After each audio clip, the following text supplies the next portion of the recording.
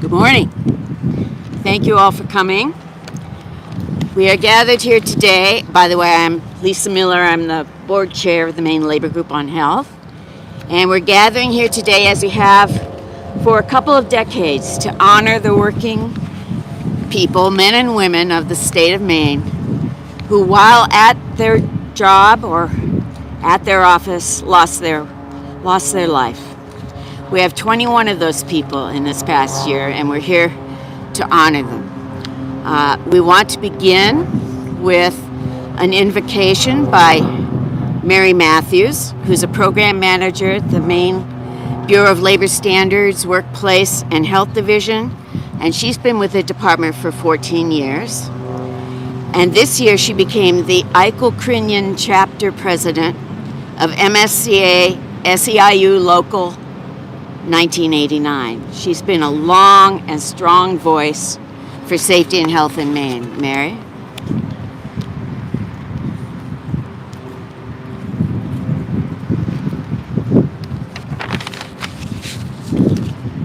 Today we gather with a purpose and remembers to honor workers who lost their lives, were injured, became ill simply because they went to work. Each of these individuals left home expecting to return to their families, friends, and loved ones. Tragically, many did not. Their absence is felt every day by those who love them and the communities they helped build. Workers' Memorial Day is not only a time of remembrance, but a call to action. It reminds us that workplace injuries, illness, and fatalities are not impossible to avoid. They are preventable. Every worker deserves to return home safely at the end of the day. Remember those in construction accidents, transportation incidents, exposure to harmful substances, workplace violence, and countless other hazards. We also recognize the growing impact of mental health challenges, stress, and fatigue that affect workers across every industry. Employers, workers, safety professionals, unions, and all communities share responsibilities for creating a safer workplace. When we speak up about hazards, when we support one another, and when we invest in safety, we move closer to a future where tragedies like these are far less common.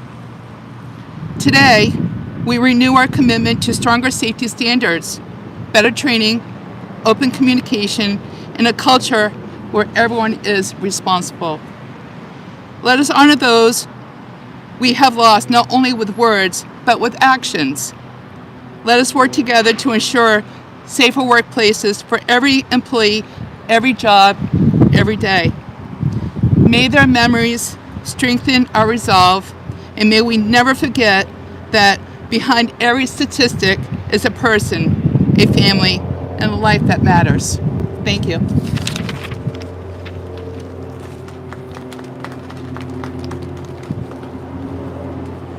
Thank you, Mary. It's my pleasure to introduce Patrick Wynn, who is the president of the Central Maine Labor Council, who is leading the fight to improve union and non-union workers' lives and engage in action here in Central Maine. He is a member of IAFF Local 1650, the firefighters union in Augusta, Maine, where he served for 10 years. Safety and health isn't a hobby for Patrick. the mic.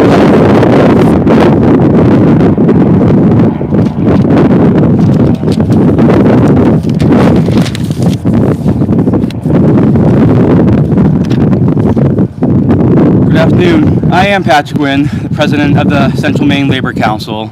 And what that is a collection of more than a dozen unions across 4 counties in the central region of Maine. And what we do is we advocate for workers. We also join together to celebrate one another. We celebrate the good moments, and somberly, we also recognize the sad ones. So that is one hat that I wear. The other helmet that I wear is as a professional firefighter and paramedic. I do that here in the city of Augusta. And when I was hired, on the first day of the job, they dressed me up in a nice suit, stood me in front of an American flag, and took a professional photograph of me. Nobody had to say it, but that's the picture you will see on the evening news if I die while I'm at work.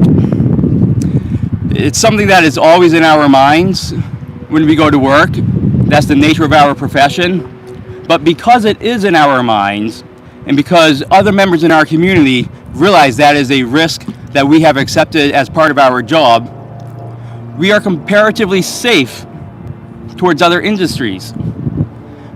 Agriculture, fishing, transportation, construction, and many other industries, quite frankly, are more dangerous than what I do as a firefighter. And so we need help from the community. We need help from the legislature. We need help from one another. OSHA was a landmark piece of legislation that took effect 55 years ago today. When they released a 50th anniversary study, they were able to show that their legislation had improved worker safety rates. Unfortunately, we're under threat of massive deregulation right now. Unions are under attack, and OSHA only has one inspector for every 85,000 workers. That's not enough. They are only funded to the amount of $3.92 per each worker. We need more. So we're here to say that. Now, the other place where workers can find help is through one another. By joining a union, you have that help. The only study that is comprehensive to workplace safety over the last 3.5 decades has been put out by the American Federation of Labor and Congress of Industrial Workers, the AFL-CIO. And that study shows us that there are more than fatalities. There are many, many uncalculated illnesses. In fact, although in 2024, the last year that we have statistics, 5,283 workplace fatalities occurred by cause of accident, there are over 135,000 related illnesses and injuries that led to death. Now, to frame that in my industry with an event that is present in everybody's memory, the September 11th attacks of 2001. We know how many firefighters died right then and there. You can ask any firefighter in the country, they'll tell you 343. What most people don't know is there have been another 409 firefighters who have died from that day in the years afterwards. And so we want to make sure that we honor everybody who hasn't gotten to go home. And we do that by making sure we are safe while we are at work. Going home to our families, our friends, our communities is the way that we pay tribute to those who have not been able to.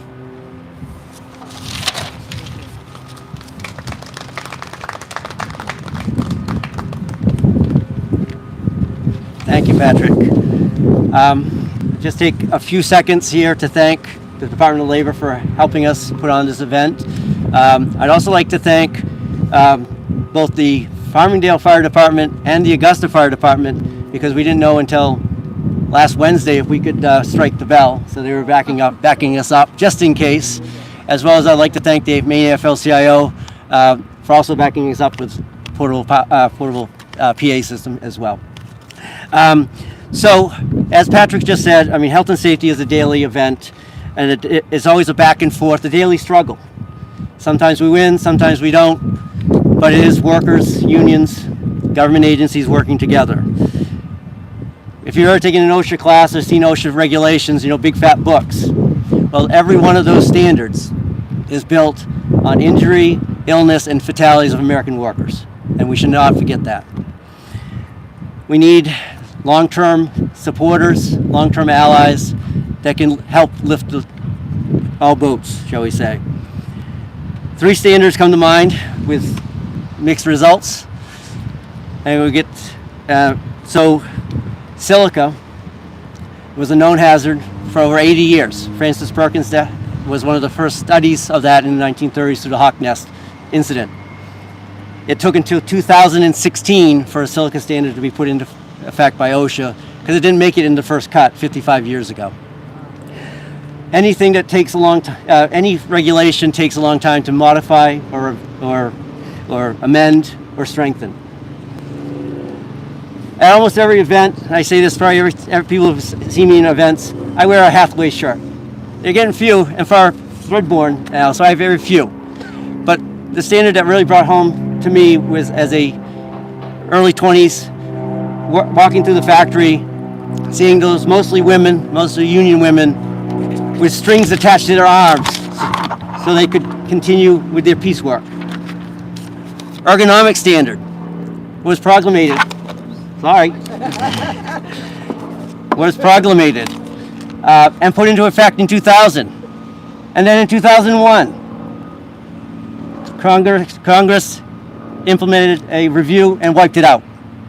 We had it and lost it. Another one that is going on right now and is continuing to go on is the heat standard.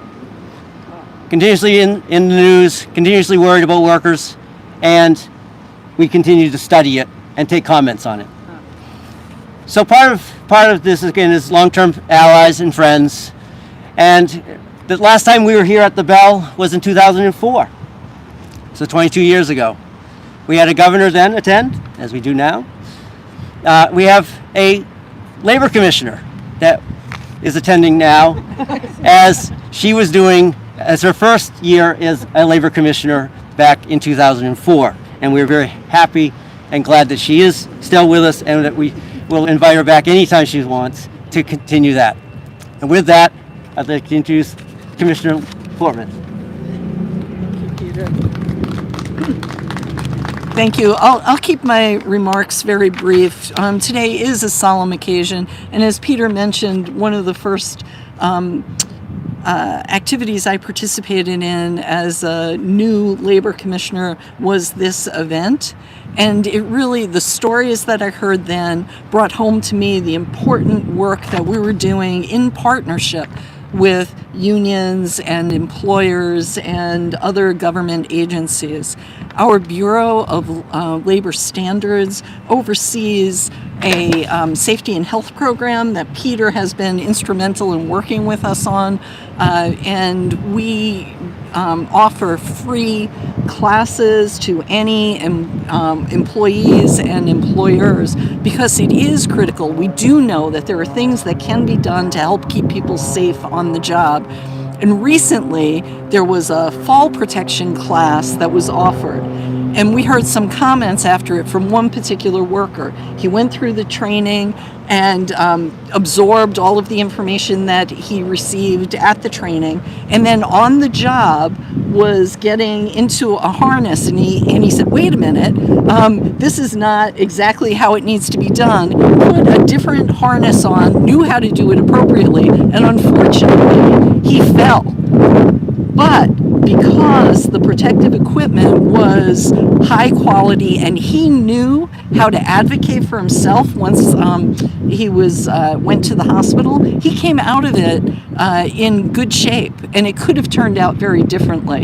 And he reached out to our team and said, "Thank you for the training. Thank you for working with us on this, and thank you for keeping me safe."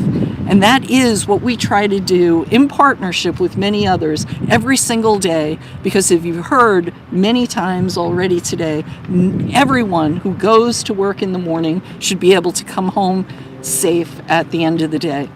So with that, I think I'm turning it over to Lisa Miller, but thank you. Fabulous example. Thank you, Commissioner Fortman.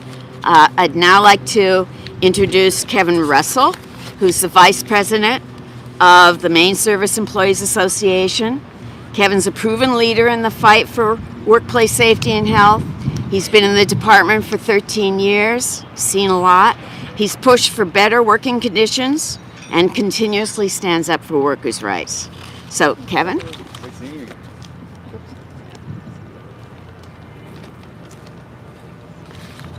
Good afternoon again. I want to thank everyone for showing up today to show respect and solidarity for our fallen brothers and sisters. Again, my name is Kevin Russell. I'm the Vice President of the Maine Service Employees Association, Local 1989, of the Service Employees Union. I work as an eligibility specialist at the Department of Health and Human Services at 35 Anthony Avenue. And today is a very special day because today we're here to remember Maine workers who have lost their lives on the jobs over the past year.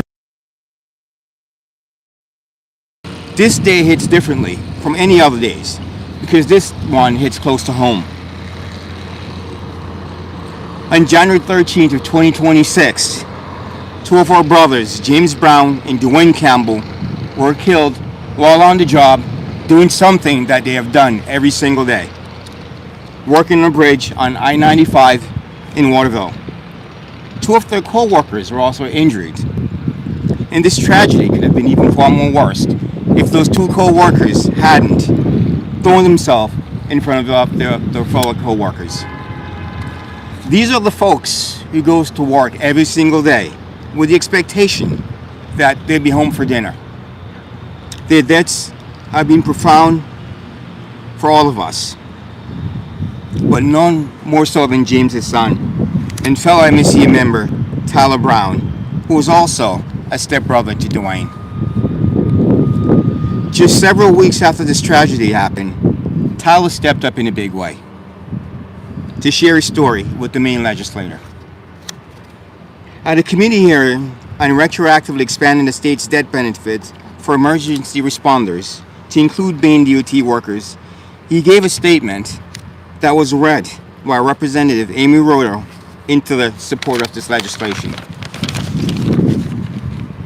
Tyler spoke about the difficulties not only of grieving the loss of loved ones, but also of taking care of all the responsibilities that come along with doing so. Planning a funeral service, keeping his father's home heated, and making sure that everything and everyone around him were able to grieve in the manner that they should.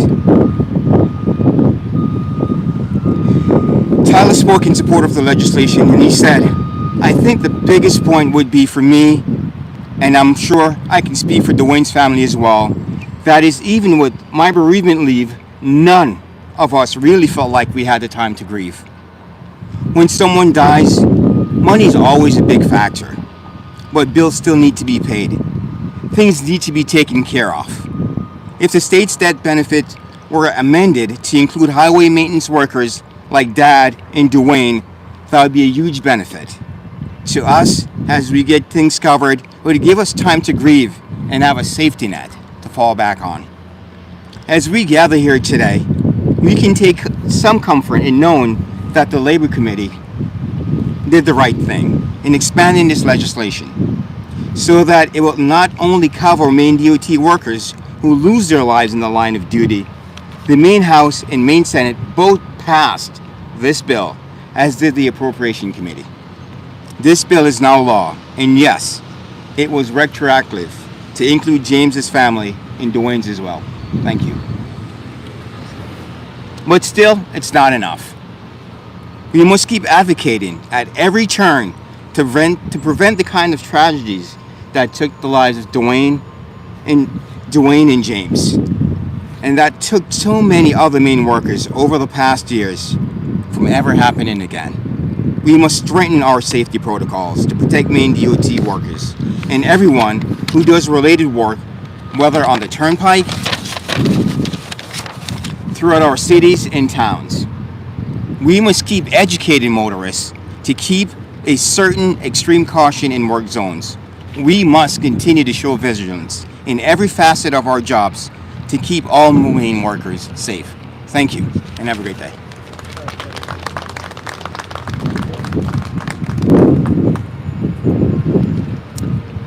Thank you, Kevin, for making this real. We are wrapping up our speakers with Governor Mills. We're very fortunate to have Governor Mills here. She has a breakneck schedule, but is taking time to join us because it's very real for the governor. She was at those services for those DOT workers. She was their boss. So she's here today to share some remarks and wrap up the formal session.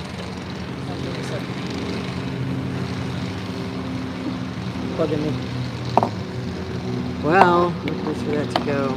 Thank you, Lisa. Thank you, all of you. I'm standing there looking out to the roadway here, watching a guy put out these cones. And I'm thinking every car that goes by is potentially a death threat to these workers who are trying to keep us safe and who have to be concerned about their own safety every second. And it harkens back to what Jimmy and Dwayne went through and the onlookers and the other injured parties. And it is why I signed into law the retroactive death benefits law. It's an odd thing to say death benefits. That term never lacked irony in my view. Death is not a benefit, but we must at least minimally compensate those who put their lives at risk and lost the battle. Patrick's remarks remind me of the first year in office, my first year in office, when I had to rush over to my hometown, Farmington, and just down the road from my house. There was a horrible explosion. Responded to the smell, the report of a smell of gasoline. One of them was just blown to bits. No two ways about it. Others suffered injuries that took years to begin to recover from, burn injuries that were devastating. And so we tightened up the laws regarding gas leaks and whatnot.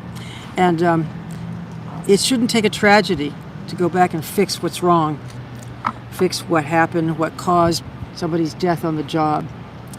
And it shouldn't take, a law that provides those extended death benefits without looking at workers' comp as well, which provides very low benefits, low compensation to someone who's lost their life on the job.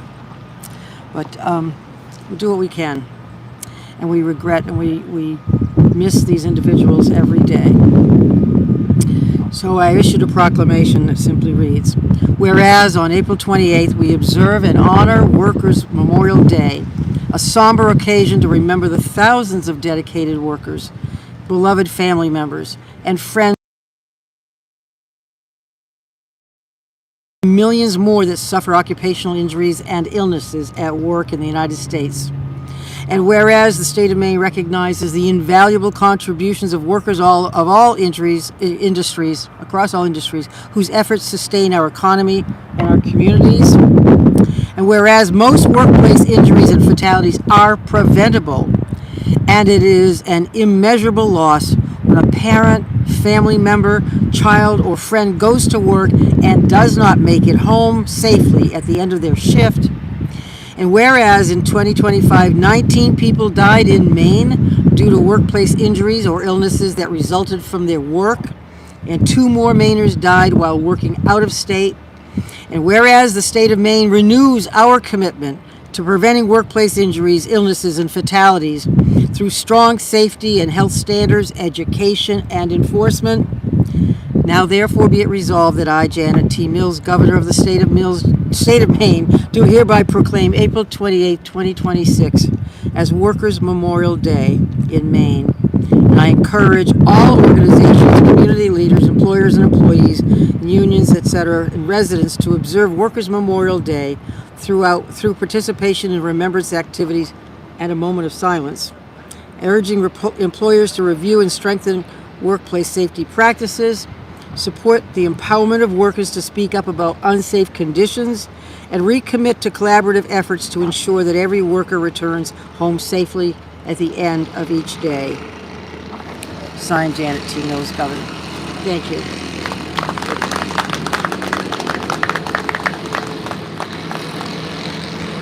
Thank you, Governor. We're, again, very appreciative you could take time to be here. We are now entering the end of this, which is the most important part, the reading of the names of those Maine workers who died on the job in 2025. And I'd like to call up Kate.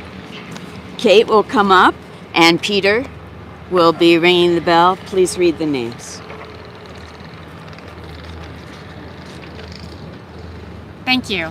I am Kate Burkhart, the Director of the Bureau of Labor Standards.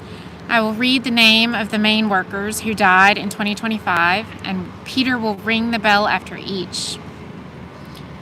Luigi Accusani, Chester Barrett, Aaron Barrett, John Lynn Boubier, James Card, Michael Lee Earl, Brian Ellis, Gerald Gautier, Jose Carmen Garcia, Ira Gibson, Carrie Holmes, Frederick Horsfall III, Mark Allen King, Jackson Marston, Sean Moody, Anthony Ryan Jr., Shiloh Schulte, Alton Wallace,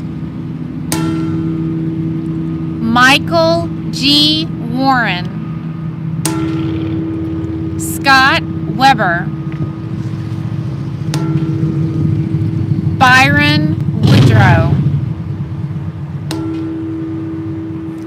Let's please take a moment to reflect and remember on our neighbors who passed away last year as a result of their work.